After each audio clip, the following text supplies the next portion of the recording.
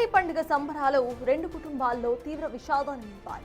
సరదాగా రంగులు ఆడుకుని స్నానాల కోసం చెరువులోకి దిగిన ఇద్దరు యువకులు జలసమాధి అయ్యారు. విషాదకర ఘటన శిలారాంలోని పంతుల చెరువు వద్ద చోటు చేసుకుంది.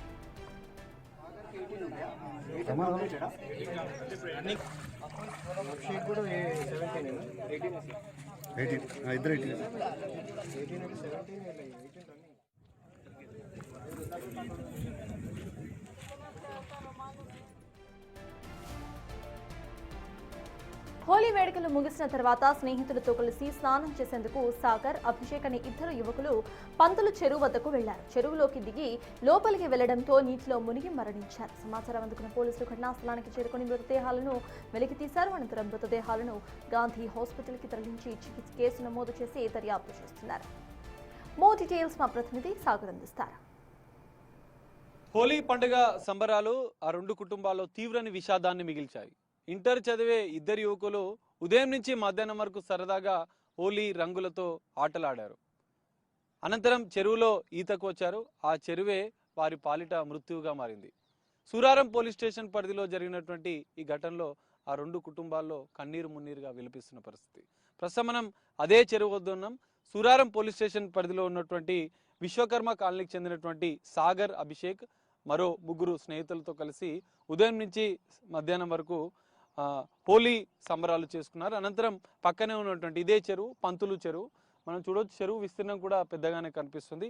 ఈ చెరువులో ఈతకి స్నానానికని వచ్చారు. కానీ ఆ ఇద్దరు యువకులకు పూర్తిగా ఈత రాదన్నట్లు కూడా పోలీసులు చెప్తున్నారు.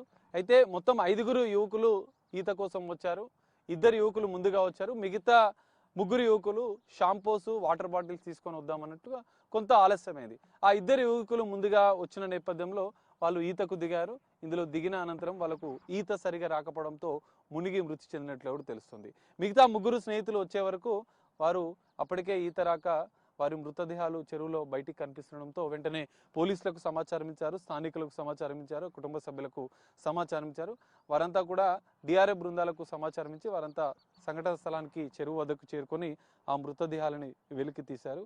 వాటిని పోస్ట్మార్టం నిమిత్తం గాంధీ ఆసుపత్రికి తరలించారు. సాధారణంగా స్విమ్మింగ్ పూల్స్ కంటే ఊళ్ళలో ఉండేటువంటి బాయిల కంటే చెరువులు కొంత ప్రమాదకరం. ఎందుకంటే అందులో కొంత బంకమట్టి ఇవన్నీ ఉంటాయి కాబట్టి ఇవి కొంత ప్రమాదకరంగా మనం చెప్పుకోవచ్చు. ఒకవేళ ఈత వచ్చినా కూడా ఈ చెరువులలో ఈత కొట్టే పరిస్థితులు ఉండవు. ఒకసారి లోతు, ఒకసారి పరిస్థితి. ఎందుకంటే 17 సంవత్సరాల ఇద్దరు యువకులు, వాళ్ళు హైట్ కూడా ఉన్నారు కాబట్టి అంత ఈజీగా ఎక్కువ లోతు ఉన్నా కూడా వాళ్ళు కొంత బయటకు వచ్చే పరిస్థితులు ఉంటాయి. కానీ ఇక్కడ ఎందుకు లేదు, ఈ పంతుల చెరువు ఎందుకు ప్రమాదకరం అనేది ఒకసారి మీకు చూపించే ప్రయత్నం చేస్తాను. ఎందుకంటే అంత హైట్ ఉన్నటువంటి యువకులు ఎందుకు ఇందులో మృతి చెందారు, ఎందుకు ఇందులో అనేది ఒకసారి చూడొచ్చు. మనకు స్టార్టింగ్లోనే జస్ట్ 2 అడుగుల దూరంలోనే 6 నుంచి 7 ఫీట్లో ఉన్నటువంటి ఈ కర్ర మునిగిపోతుంది. దాదాపు 6 నుంచి 7 ఫీట్లు ఉన్న కర్ర 2 అడుగులకే మునిగిపోతుంది. అంటే వాళ్ళు కొంత లోతుకే వెళ్ళి ఉంటారు.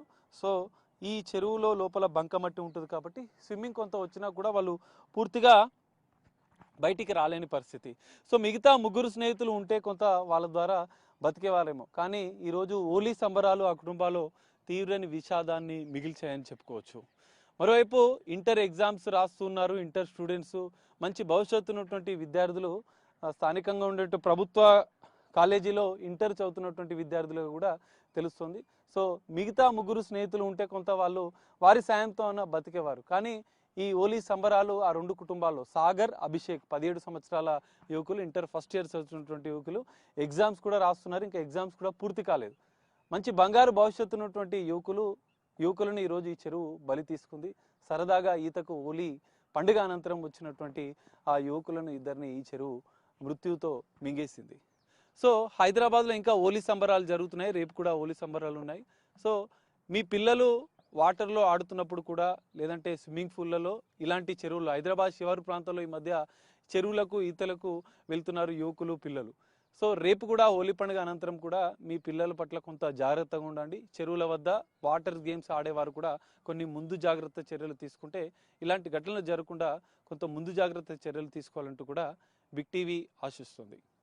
కెమెరామెన్ పరశురామ్తో కలిసి సాగర్, బిగ్ టీవీ, సూరారం నుండి.